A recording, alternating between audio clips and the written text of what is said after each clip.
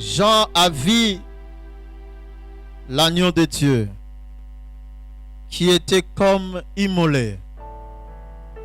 Et il a écouté une voix forte qui disait: qui est digne d'ouvrir les livres et de rompre les sceaux. Et la Bible dit que Jean a beaucoup pleuré. Il a beaucoup pleuré parce qu'il n'y avait personne dans le ciel et sur la terre et sous la terre qui était digne d'ouvrir les livres. Heureusement pour nous, un ange de Dieu lui dit: ne pleure point, voici l'agneau de Dieu, celui qui a vaincu. Il a vaincu le monde, il a vaincu le diable, il a vaincu la maladie, il a tout vaincu. Il est digne d'ouvrir les livres et de rompre les sceaux. C'est ce Seigneur que nous voulons adorer ce matin. Seigneur, nous t'adorons, Seigneur.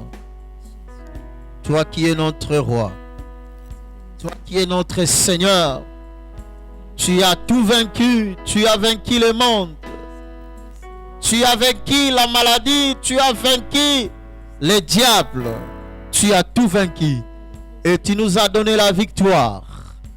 Voilà pourquoi nous voulons te célébrer ce matin. Voilà pourquoi nous voulons jeter nos couronnes ce matin ensemble avec le vieillard. Nous voulons jeter nos couronnes devant ton trône, au pied de ta croix, au pied de ta croix. À tes pieds, Seigneur, nous t'approchons. Nous jetons nos couronnes. Nous venons dans ta présence. Alléluia. Parce que tu es saint. Car tu es saint, saint. Saint et saint, l'Éternel est saint. Tu es le saint d'Israël. Nous sommes réunis dans ce lieu. Voilà pourquoi nous sommes réunis pour t'adorer, Seigneur.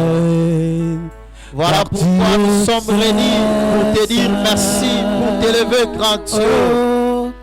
Grand roi, sois béni, Seigneur. Oh. Alléluia. Alléluia, alléluia.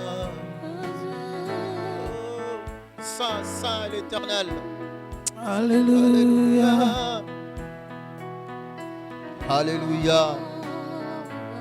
Nous te louons, nous te célébrons, les saints d'Israël.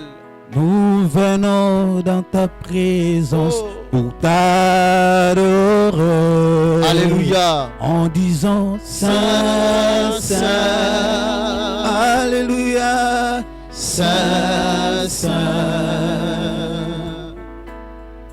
Alléluia. Nous lèvons nos mains vers vaut mieux un toi jour dans tes parvis que mille ailleurs. Vaut mieux un jour dans ta présence que 1000 jours ailleurs. Alléluia. Parce que dans ta présence, je louerai, tu nous combles de ta grâce, de tes merveilles, l'agneau de Dieu.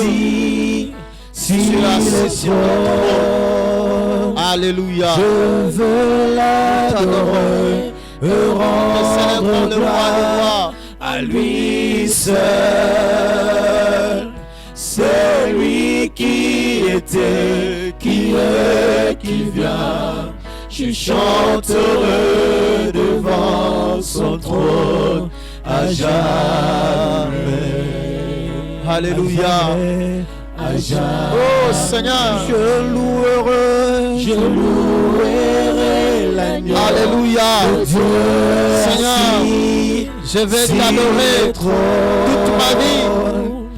Mais cette vie sur cette terre ne me permet pas d'adorer éternellement. J'ai besoin d'une éternité, Seigneur. Pour t'adorer, je vais te voir. Je vais être dans ta présence pour te célébrer éternellement, Seigneur. Oh, sois béni. À jamais, je vais t'adorer. À jamais. À jamais, je vais te célébrer. Je louerai l'agneau de Dieu assis sur le trône. Alléluia. Je veux l'adorer, et rendre gloire à lui seul. C'est le seul qui mérite la louange, la gloire et l'honneur. Alléluia. Parce que tu as été souverainement élevé. Voilà pourquoi nous élevons toi seul. À jamais. À jamais. Tu es Seigneur. Alléluia. Tu es saint, saint, saint. Saint est l'Éternel. Alléluia. Saint. Il est saint, saint. Alléluia. La sainteté est ta nature divine, Seigneur. Voilà pourquoi nous chantons que tu es saint. Alléluia. Oh, tu es saint, saint, Alléluia. oh, tu es saint, tu es saint, tu es saint. Alléluia, alléluia, alléluia, alléluia. Tu es saint, tu es saint, tu es saint. Alléluia. Oh, tu es saint, tu es saint, tu es saint. Il est saint, saint, saint. Oui, je louerai l'agneau de Dieu assis sur le trône. Oui, je veux l'adorer et rendre gloire à lui. C'est lui qui était, qui est, qui vient. Je chanterai devant son trône à jamais, à jamais, à jamais, à jamais. Bien-aimé, est-ce que tu peux t'exprimer devant le roi, là où tu es assis? Est-ce que tu peux t'agenouiller pour dire un mot à ce Dieu saint, à ce Dieu tout-puissant, lui qui est saint? Sainteté et sa nature divine. Nous sommes là. Alléluia. Le diable peut tout imiter sauf la sanctification. C'est la nature divine de Dieu. Est-ce que tu peux dire un mot à ce Dieu saint? Alléluia. Nous t'élevons le Seigneur des Seigneurs. Nous te bénissons le roi. Alléluia. Gloire à toi, Seigneur. Merci. Aimons-le pour Dieu.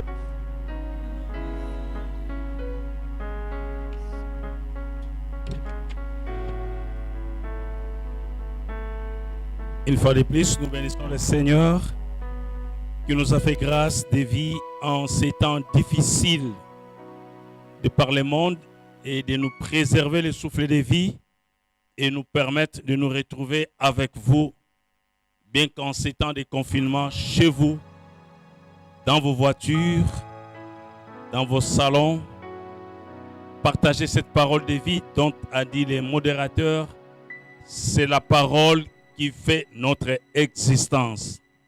Je nous salue tous au nom de Jésus-Christ et nous souhaite une très bonne écoute de la parole du Seigneur de ce matin.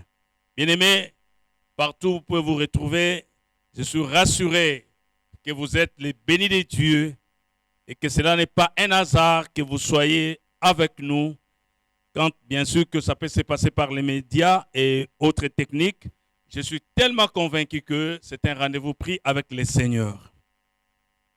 La parole du Seigneur pour ce matin, nous l'avons dans Proverbes 3, 19 à 26. Proverbes chapitre 3, nous partons du verset 19e au verset 26. Proverbes 3, 19 à 26. Si nous sommes à l'adresse, nous lisons au nom de Jésus-Christ. C'est par la sagesse que l'Éternel a fondé la terre. C'est par l'intelligence qu'il a affermi les cieux. C'est par sa science que les abîmes se sont ouverts et que les nuages distillent la rosée. Mon fils, que ces enseignements ne s'éloignent pas de tes yeux. Garde la sagesse et la réflexion. Elles seront la vie de ton âme et l'ornement de ton cou. Alors tu marcheras avec assurance dans ton chemin et ton pied ne heurtera pas. Si tu te couches, tu seras sans crainte. Et quand tu seras couché, ton sommeil sera doux. Ne redoute ni une terreur soudaine, ni une attaque de la part de méchants, car l'Éternel sera ton assurance et il préservera ton pied de toute embûche. Seigneur, nous voulons te dire merci une fois de plus. Ainsi retrouvés, nous sommes convaincus que tu nous as précédés en ce jour et que tu veux nous communiquer ta parole, celle qui fait sens à chacun de nous en ces temps difficiles. Saint-Esprit de Dieu, dispose nos cœurs, corps, âme et esprit à recevoir de toi instruction et sagesse. C'est par elle et elle seulement que nous pouvons être utiles à toi. Seigneur, façonne-nous. Je voudrais rester comme un instrument devant toi et devant ces peuples qui t'écoutent, ô Dieu. Parle, ton peuple t'écoute. Au nom de Jésus, nous t'avons ainsi prié. Amen. Une fois de plus, bien-aimés, je nous salue. Je nous souhaite un bon dimanche dans ces temps de confinement.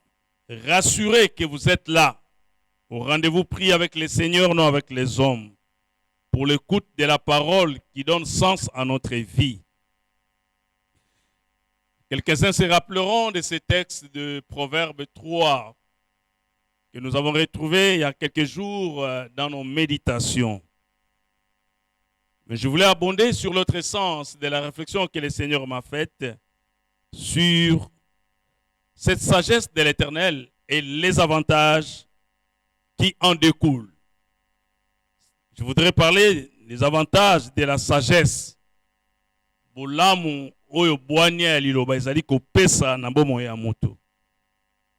conviendrez avec moi que le verset 19 qui introduit ce passage dit ceci exactement.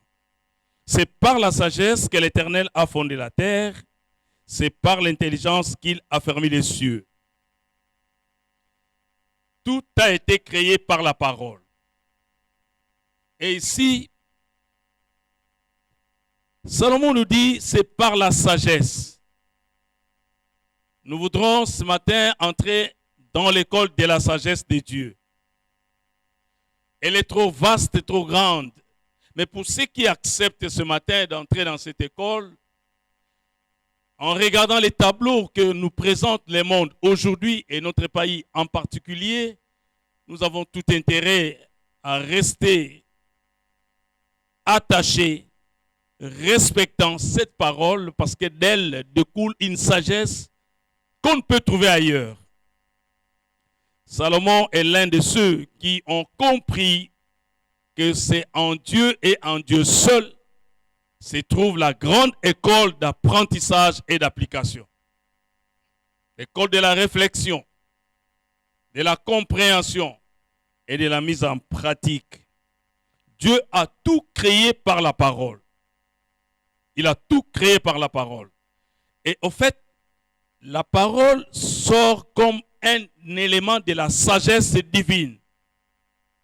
Qui peut comprendre l'essence de la sagesse de Dieu en créant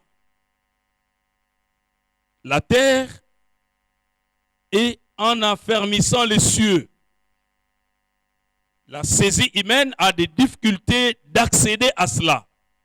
Personnellement, j'étais un peu ébloui quand je lisais pour comprendre comment Dieu a créé la terre. Comment il a affermi les cieux. Et par le monde, nous voyons les eaux, les grands ponts, les grandes passerelles. Mais il y a toujours des colonnes qui soutiennent ces ponts, même sur des fleuves ou des étendues sans espace. Mais ce que Dieu a fait n'a pas de support. Il a affermi les cieux sans support. Et les cieux est resté comme tel. Voilà, c'est de cette réflexion que je voulais ce matin, nous puissions entrer timidement dans ce que la sagesse, la grandeur, la profondeur de ce que la sagesse et les avantages que cela nous procure. Je disais, ce passage de Proverbes 3, 19 à 26 m'a poussé à aller plus loin et comprendre que je dois carrément me restreindre à la prudence. Parce que c'est l'élément qui sort de la sagesse. Hormis la conduite, hormis l'éclairage que cela apporte, cette parole nous oblige ou nous soumet à la prudence.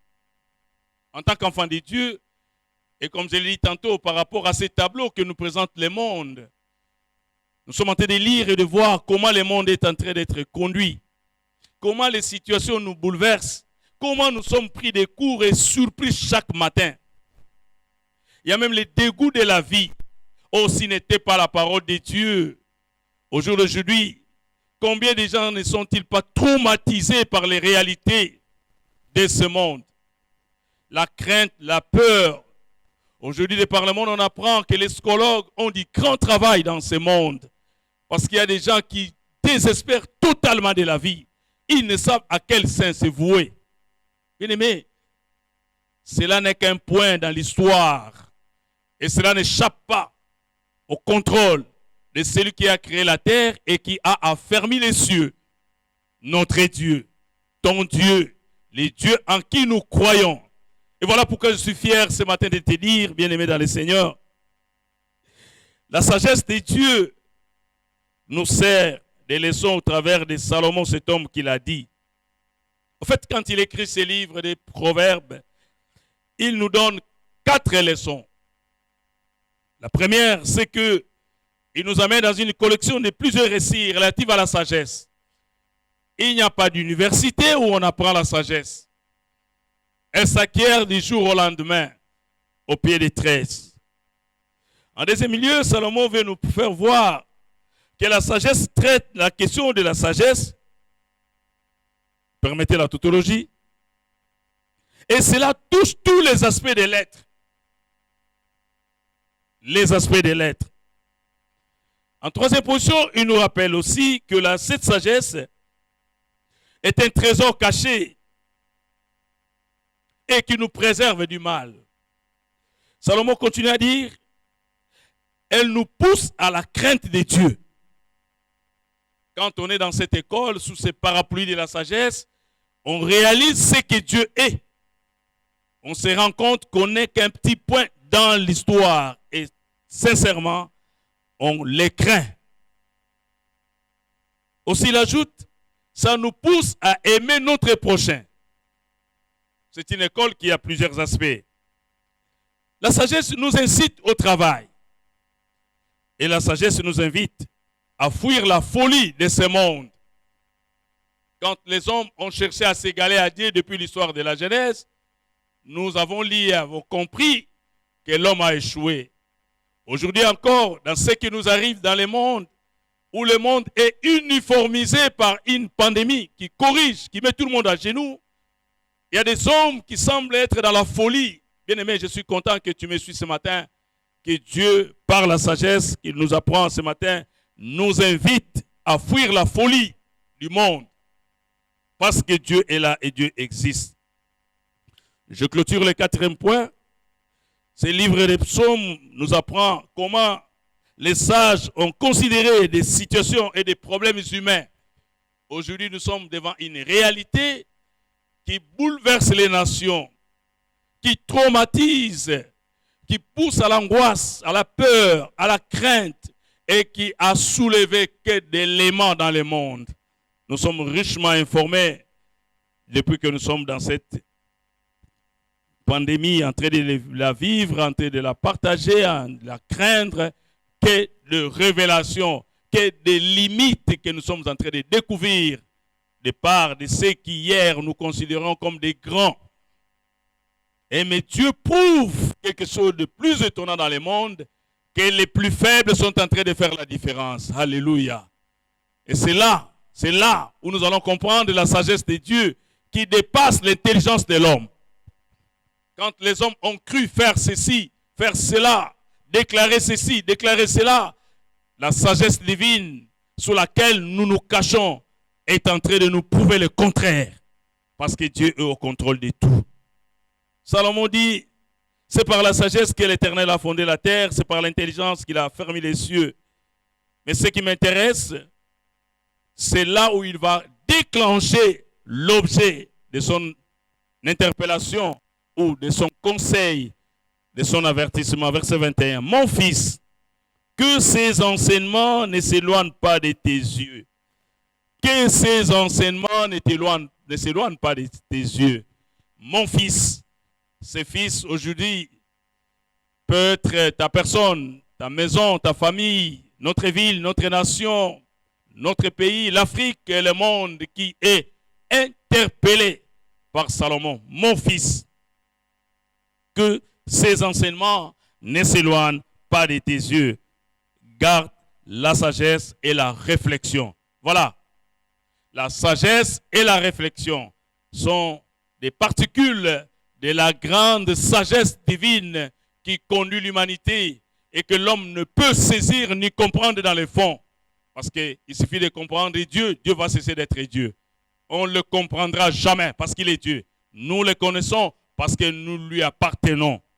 Et Salomon dit, un homme de l'histoire, quand nous partons de son père David, un homme de Dieu, un homme discipliné, un homme qui a légué cela à son fils aujourd'hui à Israël et par ricochet à toi et à moi ce matin. C'est-à-dire à des responsables, à des chefs d'entité. Salomon le déclare, mon fils. En fait, c'était une formulation qui faisait d'habitude à l'époque pour l'instruction parentale ou magistrale qu'Israël donnait à son peuple. La manière dont les parents parlaient, s'adressaient à leurs enfants, en les appelant mon fils, c'est-à-dire le peut ramener l'enfant à comprendre qu'il avait affaire maintenant à son père, au géniteur, à la raison de son existence, et que le fils devait se mettre à position d'écouter. Quand Dieu dit, écoute Israël, et Salomon dit, mon fils. En fait, il ramène sa raison, il ramène son intelligence, il ramène sa prudence à le regarder et à recevoir quelque chose de sa part. Mon fils. C'est une interpellation parce qu'il y a une instruction qui va s'en suivre et une instruction magistrale, une instruction parentale. C'est un lien entre l'enfant et le père, ce qu'on dit la filiation et cette appartenance. Et là, je m'en vais encore prendre les trois bonnes raisons de cette interpellation, mon fils. En fait, la première, nous avons, quand nous lisons Proverbes chapitre 1er, le verset 2. Qu'est-ce qui va s'en suivre quand Salomon interpelle le fils, interpelle le frère, interpelle la famille, interpelle notre nation, interpelle nos dirigeants, interpelle notre église, interpelle l'Afrique? Salomon veut adresser un message. Tu dois connaître la sagesse et l'instruction. Tu dois garder. Ça, c'est la première communication que Salomon nous donne, qu'il te donne ce matin, qu'il donne à l'église, qu'il donne au Congo, qu'il donne à la PFK, qu'il donne à la RDC, qu'il donne à l'Afrique. Ainsi interpellé, le regard fixé vers les communicateurs, Salomon dit, tu dois connaître la sagesse et l'instruction. Pour connaître la sagesse et l'instruction, pour comprendre les paroles de l'intelligence. L'intelligence, cette capacité mentale de résoudre certains problèmes. Salomon interpelle notre intelligence. Nous sommes dans une paroisse francophone. Et je crois que toi qui me suis ce matin, tu comprends pourquoi tu es interpellé. Ton intelligence est interpellée. Mon intelligence est interpellée. Notre intelligence est interpellée. À connaître la sagesse et l'instruction. C'est très important. Là, je suis obligé de recourir à la rousse pour comprendre un peu ce que c'est la sagesse. En fait, sans pourtant aller plus loin, je retiens, c'est une conduite. C'est une prudence éclairée. Ça, c'est la rousse qui me le dit. C'est une collection de remarques et de conseils de bon sens mis en proverbe. Mais aussi une autre explication que je retenais et que je vais partager avec vous. Cette conduite issue de la sagesse produit aussi la prudence. Et voilà, Salomon voudrait, au-delà de la compréhension qu'il avait par l'interprétation de mon fils, dire « Sois prudent ». Frère, sois prudent. Sœur, sois prudent. Papa, sois prudent. Responsable, sois prudent. Congolais, sois prudent. Aujourd'hui, nous avons des prudences partout dans la ville, sur les véhicules, des panneaux. Protège-toi et protège l'autre. On nous recommande de laver les mains. Ce sont des signes de prudence. Parce qu'il suffit de manque de prudence, nous allons tomber dans la pandémie. La maladie sera là. Pour éviter que ça nous visite et entre dans nos maisons, soyez prudents. Lavez les mains, portez les masques, gardez les distances. Tout ça, on nous avertit, on nous rend conscients qu'il y a un problème. Et devant ces problèmes, nous devons être prudents. Développer au-delà de la sagesse, au-delà de la conduite, une certaine prudence. C'est-à-dire cette attitude d'esprit dans chacun de nous qui s'applique à éviter des erreurs. Il y a des erreurs qu'il faut éviter. Une fois tombé, c'est fini. Les retours deviennent problématiques. Dans le cas de cette pandémie qui dérange le monde, une fois atteint, pour certains, il y a des machines qui les sauvent par moment. Parce qu'il y a très peu de sauvés, il y a plus de décès que de sauvés. À l'hypothèse que cela nous arrivait, où sont ces machines? C'est pourquoi la prudence est de mise. Mais ici, c'est la parole de Dieu. Évitez les erreurs. En deuxième lieu, il parle de recevoir cette communication pour comprendre les paroles de l'intelligence. Il y a des paroles qui nécessitent une certaine intelligence. La parole de Dieu a besoin d'une vase de réception. Elle est communiquée comme nous la faisons ce matin, mais elle a besoin d'un endroit, de la personne, d'un mental préparé pour la recevoir, la digérer et la retransmettre à d'autres. Troisième lieu, il parle de cette communication pour recevoir des leçons de bon sens, de justice, d'équité et de droiture. Bien aimé, Paul communique à l'Église, à la famille, à la nation aujourd'hui, des leçons de bon sens. Dans le bon sens, il parle de la justice, car nous disons que la justice est la vie d'une nation. De l'équité et de la droiture. Les Congolais savent, quand nous parlons de la justice aujourd'hui, qu'est-ce qu'elle vaut? Quand elle n'est pas, le pays est par terre. Et nous sommes dans la situation dans laquelle nous sommes aujourd'hui. Salomon met les fils en garde. Il te met en garde, il me met en garde. Mais nous allons comprendre maintenant, quand cette prudence fait défaut, qu'est-ce qui arrive? Et la Bible n'est pas silencieuse à ces propos. Nous sommes dans Proverbes chapitre 11, verset 14, où nous sommes richement nourris par cette parole.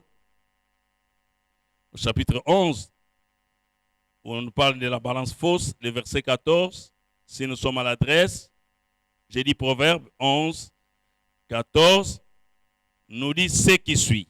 Je lis au nom de Jésus. Quand la prudence fait défaut, les peuples tombent. Je reprends. Quand la prudence fait défaut, les peuples tombent. Et le salut est dans les grands nombres de conseillers. En fait, je retiens la partie A. Quand la prudence n'est pas de mise, les erreurs y entrent, la conséquence logique est là. Quand on n'est pas prudent, Quand on évite de se laver les mains, de porter le masque, de garder la distance, on tombe. Et c'est là de plusieurs manières dans la société, dans la vie, dans la famille. Quand la prévoyance, quand la précaution n'est pas de mise, le peuple souffre. L'Église souffre. La nation souffre. C'est ici où nous allons comprendre l'objet même de la pensée de Salomon, qui hier était en train d'interpeller Israël et aujourd'hui, il nous interpelle. L'Église c'est toi, l'Église c'est moi. Ces enseignements traitent des questions qui affectent toute une nation, qui affectent une Église, qui affectent une famille, qui affectent une relation. Il dit, et vous allez voir dans cette affectation, c'est-à-dire qui conduit à mal ce qui devait être bien, la vie d'une personne. Quelqu'un qui n'a pas respecté les normes, les règles barrières et tombe dans cette pandémie, malheureusement pour lui, regardez comment les gens souffrent en ayant des problèmes de respiration. Quand l'Église aussi n'est pas prudente, elle tombe. Combien ne sommes-nous pas en train de crier aujourd'hui, de pleurer ce qui se passe dans les églises? L'Église est à sa honte. Ce qui se passe dans les pays, dans les chefs de ceux qui gouvernent les pays. Le continent africain est dans sa honte. Je parlais avec un frère qui m'a dit qu'il y a un ex-président quelque part qui avait laissé des procurations pour ses enfants, que si jamais ils mouraient, qu'ils aillent retirer ses comptes en France. Et il n'y a pas longtemps, ces enfants se sont présentés devant une banque pour dire qu'ils voulaient voir, se rendre compte de l'effectivité des avoirs que leur papa a laissés dans cette banque française. La banque a dit, ok, prouvez-nous que vous êtes fils de ces messieurs-là. Voilà, nous les sommes. Les preuves étaient là. L'argent aussi est là. Et ça produit beaucoup d'intérêt. Mais pour les avoirs, votre papa a géré votre pays aux années 1980, 85, 90. Ramenez-nous ces bulletins de paye. De ce temps-là qu'il a dirigé votre pays pour que nous puissions vous mettre dans vos droits. Ramenez-nous seulement ces bulletins de paye. Quand il était là-bas chez vous, il dirigeait, il avait un salaire. C'est pour autant dire, nous allons vérifier ce qu'il recevait par mois, si ça correspond à ce qu'il mettait ici chez nous. Voilà comment l'Africain est pris et comment l'argent se perd dans ce monde. Oh Seigneur, quand la prudence fait défaut, le peuple tombe, les dirigeants tombent, la nation tombe, l'église tombe. Bien dans le Seigneur, les entreprises tombent, les familles tombent, les individus aussi tombent. Quand les directives font défaut, dira un théologien Kidner, il ajoute en disant, parce qu'il faisait une mise en garde, il dit, il est aussi possible d'écouter de trop nombreux avis. Ça, c'est son point de vue. Par ailleurs, il faut veiller à bien choisir ses conseillers. Ce théologien est en train de conseiller l'Église et les dirigeants. Qu'il est aussi possible d'écouter de trop nombreux avis. Quand les gens parlent, il y a trop d'avis autour de nous. Mais aussi, c'est possible de choisir. Et il ajoute par ailleurs, il faut veiller à bien choisir ses conseillers. Parce que la Bible le dit aussi. Autrement, on risque de se retrouver dans les types de situations évoquées par le président Nelson Mandela. Beaucoup l'ont connu, Madiba en Afrique du Sud, qui un jour disait, je cite, dans la célèbre remarque sur la politique du président Bush, écoutez ce que le président Mandela disait. Dans la guerre que Bush avait déclarée, le président Bush avait déclaré avec l'Irak, vous savez qu'il y a eu des morts là-bas avant d'abattre Saddam Hussein. Il dit, Bush est un homme bon. Mais ceux qui l'entourent sont des dinosaures. Parce que plus tard, on a vérifié que cette guerre n'avait pas sa cause. Alors qu'il y a eu des vies qui sont parties à cause de ses intérêts. Or, il y avait une guerre d'intérêt personnel. Voilà, je passe. Et pour donner aux jeunes hommes de la connaissance et de la réflexion. Au fait, c'est là où Salomon commence à recycler les choses. Aujourd'hui, l'Église est en train de partir. La nation est en train de vieillir. Mais qu'est-ce que nous léguons à la jeunesse? Je me suis posé la question. Pour Salomon, ces références, cette communication à son fils, c'était pour que le jeune homme ait de la connaissance et de la réflexion. En fait, quand il recevra la matière, qu'il trouve aussi du temps à raisonner. C'est ce qui est important pour nous. Qu'est-ce que moi, qu'est-ce que nous, l'Église, qu'est-ce que nous, famille, donnons du temps, préparons la relève, pensons à ceux qui viendront après nous. Qu'est-ce que nous sommes en train de léguer à ceux qui viendront après nous? Dans la sagesse divine, dans cette école, il y a de la matière pour chaque temps et chaque étape. Quand nous passons, il faut qu'ils disent non, ils sont partis, mais qu'après eux, regardez ce qu'ils ont produit. Combien ne sommes-nous pas en train de lire la vie de Paul avec Timothée? Je me pose des questions dans ma vie, dans ma famille, dans mon église, dans ma société, dans ma nation. Combien sommes-nous en train de préparer les autres en recevant nos connaissances pour que demain ils les défendent comme il faut? Combien sommes-nous en train de faire? En tant que serviteurs aussi, ça je rentre dans les cas précis de l'église, combien sommes-nous en train de préparer la relève dans nos églises? Parce que nous devons passer. Qu'on le veuille ou pas, nous passerons. En tant qu'ingénieur de son, en tant que dirigeant du groupe, président du conseil, président des mamans, président des jeunes, il faut savoir qu'un jour je passerai. Mais quand je serai passé, qui travaillera à ma place? Quand je ne serai plus de ce monde, qui va travailler? Qui va prêcher à l'église? Qui va chanter? Qui va modérer? Qui va tenir la régie? Nous devons nous poser des questions. Est-ce que je suis en train de préparer la relève? Mon fils, mon fils, mon fils, que ces enseignements ne s'éloignent pas de tes yeux. Garde la sagesse et la réflexion. Commence à réfléchir de ce que tu reçois de moi aujourd'hui pour que demain, tu en retransmettes à d'autres qu'il y ait continuité dans le corps de Christ. Et c'est là où je vais sceller cette parole de Christ que j'ai beaucoup aimée. Vous savez, Jésus-Christ, quand il est allé dans Matthieu 4, verset 19, Matthieu 4, chapitre 4, verset 19, vous allez lire, prenez note. Il donne les objectifs. Dans l'objectif de Jésus-Christ, il y avait un choix, il y avait une mission, il y avait une finalité. Jésus savait. Il dit dans Matthieu, chapitre 4, verset 19, « Suivez-moi et je vous ferai pécheurs d'hommes. » Donc Jésus, dans ses objectifs, avait des choix à faire. Il a choisi des gens qui étaient capables, dans sa vision, de l'accompagner, de réaliser et de se reproduire. « Suivez-moi et je vous ferai. » C'était un futur présent. « Je vous ferai des pécheurs d'hommes. » Tango bozolanda ngai nakokomisa bino balobi na batu. Il retirait Matthieu de la pêche de poissons et il projetait en Matthieu un pêcheur d'hommes.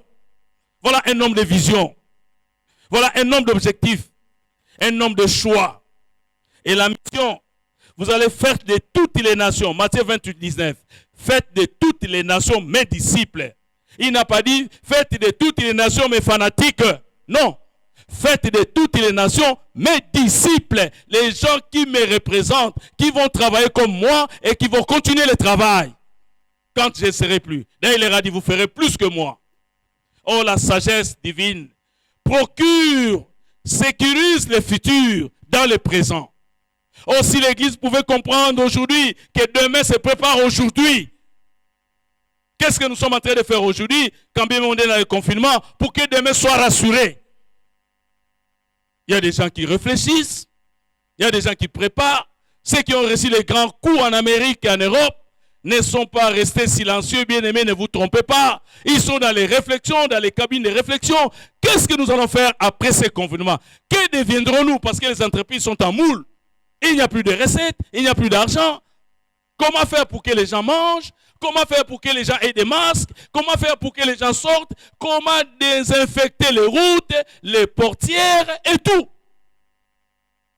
Oh Seigneur. Et enfin la finalité, comme il est dit dans Actes chapitre 2 verset 41, le résultat de celui qui avait un objectif dans ce qu'il faisait, il a fait le choix, il a fait la mission, il a communiqué des enseignements à ces 12 qui sont devenus des grands évangélistes dans le monde. Si nous avons la parole, à cause de ces 12 que Christ avait préparés, pendant 3 ans de cycle de graduat, il leur a transmis des connaissances sérieuses et profondes. C'est pourquoi il dit, tout ce que je vous ai donné, faites des disciples. Les instructions que vous avez reçues de moi, allez-y et regardez. Nous sommes dans Actes chapitre 2, verset 41. Les résultats. La conversion de 3000 personnes. 3000 baptisés d'un coup. Le résultat de celui qui avait un objectif, qui avait une vision, qui a fait un bon choix dans une bonne mission, et la finalité par Pierre, 3000 conversions. Quelqu'un qui a été dans une bonne école d'apprentissage. Christ savait qu'au travers de cet homme, il est pêcheur d'hommes, je ferai de lui pêcheur de poissons, je ferai de lui. Il a projeté un futur dans le présent. Et il a réalisé. Bien aimé, Salomon est tenté de voir très loin. Il faut que l'église voie loin. Il faut que la nation voie loin. Il faut que les parents voient loin pour que l'avenir soit sécurisé. Dans cette école de la sagesse, ceux qui acceptèrent sa parole furent baptisés. Et en ce jour-là, le nombre de disciples augmenta d'environ 3000 âmes. Quel travail profond de quelqu'un qui était sous un nombre d'objectifs, de choix, de missions et de finalités. Que sommes-nous en train de faire aujourd'hui? Parce que nous sommes la descendance de cette école de la sagesse divine. Nous apprenons de ces dieux-là. Nous sommes entre ses mains. Bien-aimés dans le Seigneur, nous devons tout faire pour que notre travail produise dans la sagesse de l'Éternel. Il nous apprend à garder la sagesse et la réflexion. Oh, ces enseignements, suis-je en train de dire, nous devons garder la sagesse et la réflexion. La sagesse, c'est ses conseils, les tolis, les malako, onzambazali kopesa, kobumba boyebi ya bonzambe. C'est que Dieu veut, pour travail de Salomon, que ces connaissances divines nous imprègnent, deviennent notre vie, notre manière de faire, de réfléchir, d'agir. Ainsi, nous verrons les résultats par la suite. Mwananangai, c'était une intimité familiale. Mwananangai, une interpellation. Mwananangai, un regard vers le Père. Il dit, Kobangate, Kangama na malako oyo. Deux choses. Kangama na malako oyo, batela mayele. C'est très important. Garde ces enseignements et préserve la sagesse. La réflexion et la sagesse. Mayele ya solo. Ezale utakepa inanzambe. À l'école, nous apprenons. Mais nulle part, vous verrez une université de la sagesse. Ça n'existe pas. La réflexion, c'est le fait de prendre des tableaux sosoli. Aujourd'hui, le monde est basculé par cette pandémie qui dérange tout. Le monde est en guerre. Un ennemi invisible est là. Comme de tous les temps. Mais maintenant, c'est invisible. Comme les diables qu'on n'a jamais vus. Quand même, on peut les caricaturer avec des cornes. On ne les verra pas. Il est là. En train de ronger, de détruire, de tuer. Le conseil qu'on nous donne, une bonne conduite, des gestes barrières à observer, une pratique. Et quand nous le ferons, nous serons épargnés. Il dit, Kobangate, Oyotoko Kotisa, Yango, Namaloba Nzambe. Imprégnons-nous de la parole de Dieu. Dans Proverbe chapitre 1er, le verset 7, la parole de Dieu nous dit, et je lis, la crainte de l'Éternel est le commencement de la science. Kobanga Nzambe, et bandelia boanya ya boyebi. Bandelia boyebi, ezali koto sape kobanga Nzambe. La technologie est venue, elle nous a porté des choses parfois intéressantes, mais qui malheureusement nous détournent et nous créent trop de complications dans la vie. Et qui tend à remplacer Dieu, malheureusement, elle nous a amenés dans la fosse. Ça vient de s'être démonté par des dégâts que cela apporte aujourd'hui. Ces enseignements, nous devons le retenir, la sagesse et la réflexion. Ça nous apporte des avantages. Ces avantages, ce seront dans notre vie. Que notre âme soit restaurée, bien-aimé dans le Seigneur. Que notre âme soit restaurée. Alors tu marcheras avec assurance. Et regardez ces avantages. Tu marcheras avec assurance. Tu marcheras sur ton chemin et ton pied ne heurtera pas. Il dit encore, si tu te couches, tu seras sans crainte. Et quand tu seras couché, ton sommeil sera doux. L'avantage de la sagesse. Il ajoute en troisième lieu, tu ne redoutes ni une terreur soudaine, ni une attaque de la part des méchants. Redouter, c'est-à-dire craindre, ne pas basculer devant la Covid-19. Nous sommes là. La terreur, c'est cette peur extérieure qui nous bouleverse, qui nous terrorise. Mais Christ nous rassure. La peur collective est là. Mais la réalité est que Christ est avec nous. Une peur soudaine qui nous arrive, qui nous embrasse, qu'il y ait des vies terrorisées, qu'il y ait des familles sous la peur, l'angoisse, qu'il y ait des gens traumatisés dans cette ville. Toi et moi, nos vies sont gardées entre les mains du Seigneur. Il dit enfin, c'est ce qu'il conclut dans ce passage pour que nous allons terminer, il dit au verset 26, « Car l'Éternel sera ton assurance et il préservera ton pied de toute embûche. » L'assurance,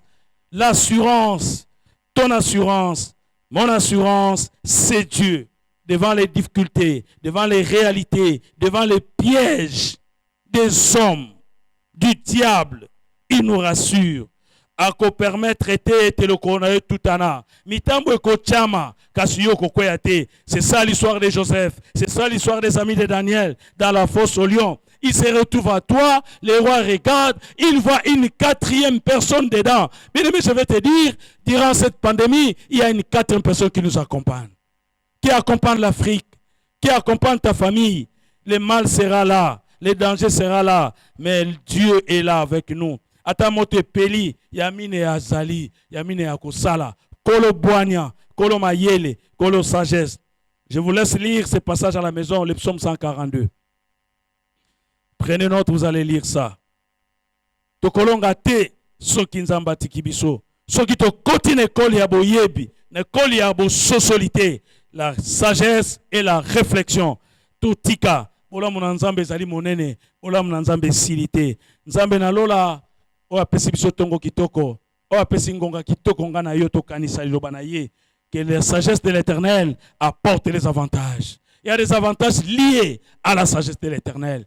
Si ce matin, cette parole a trouvé place dans ton cœur, dans ta famille, dans ton entreprise, dans ce pays, le Congo, qui est notre cher et beau pays, dans notre église, la PFK, nous avons intérêt à dire, Seigneur, nous voici. Seigneur, parle-moi davantage. Seigneur, imprime ta parole dans mon cœur. Seigneur, laisse-moi travailler comme tu l'as dit, comme tu l'as fait. Parce que tu avais un objectif, tu as fait un choix, tu avais une mission et tu es allé à la finalité. Aujourd'hui, Seigneur, tu te reproduis. Et je crois que je vais me reproduire. Ma famille va se reproduire. Mon église va se reproduire parce que Christ est vivant. Que le Seigneur bénisse son église. Que le Seigneur bénisse la PFK. Que le Seigneur bénisse le peuple du Congo. Que le Seigneur bénisse la RDC. Que le Seigneur bénisse l'Afrique. Oh, qu'il bénisse le monde. Avec Dieu, nous ferons des exploits. L'Éternel est là. Que son nom soit béni. Nous prions le Seigneur. Oh, notre Dieu, merci. Merci pour ces temps que tu nous ramènes à l'école de la sagesse. Nous voulons, Seigneur, l'apprendre, la retenir et réfléchir aussi avec toi. Saint-Esprit de Dieu, accompagne cette parole dans nos cœurs. Seigneur, nous voulons être comme toi. Nous voulons nous appliquer, Seigneur, en ces temps difficiles de l'histoire du monde, en particulier de l'histoire de l'Église en RDC. Notre Dieu de gloire, les fondements s'écroulent, notre Dieu. L'Église tombe. La prudence fait défaut partout. Et le peuple tombe. Tes serviteurs tombent. L'Église est par terre, Seigneur. Oh Dieu de gloire, relève, Seigneur, ton Église. Relève cette nation. Relève ton peuple de la maladie, de l'emprisonnement, de la honte, de l'humiliation. Oh, que ta sagesse seule nous accompagne.